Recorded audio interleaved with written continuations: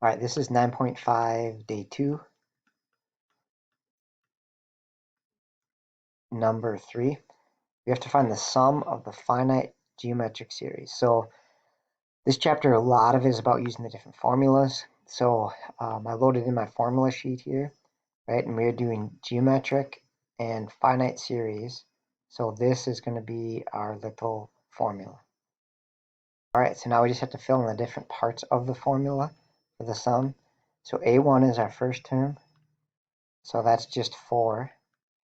And then U1 minus R. So R is the common ratio, which is the number that you're multiplying by. So if we take a look at this, I believe we're multiplying by 3 each time. So R is just 3. And then N is how many terms we have, right? So I'm not sure on this one, right? I go 3, 4, and I don't know what term number this is. So probably the easiest thing to do here, honestly, is just to continue the pattern.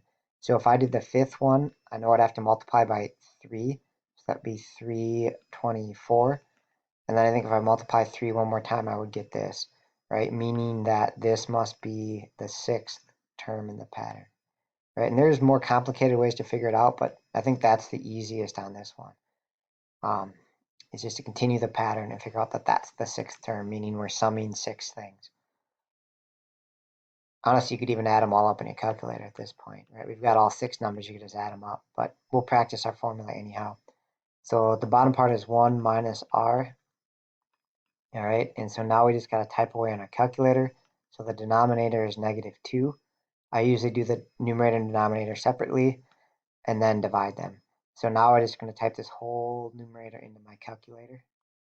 4 times parenthesis 1 minus 3, little hat thing here to get my exponent, 6, hit the over arrow, right? And the exponent here should be on the inside with the 3 like that. Okay, and so that was our top number.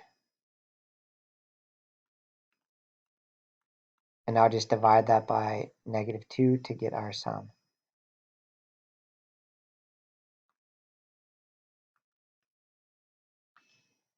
Okay, so 1456.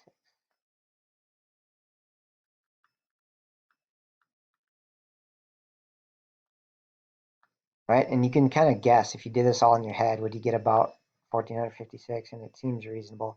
It's a good way to check, make sure our answer seems all right. You could also, again, just add them all up on your calculator and see that you actually get this 1456. Okay, hopefully that helps.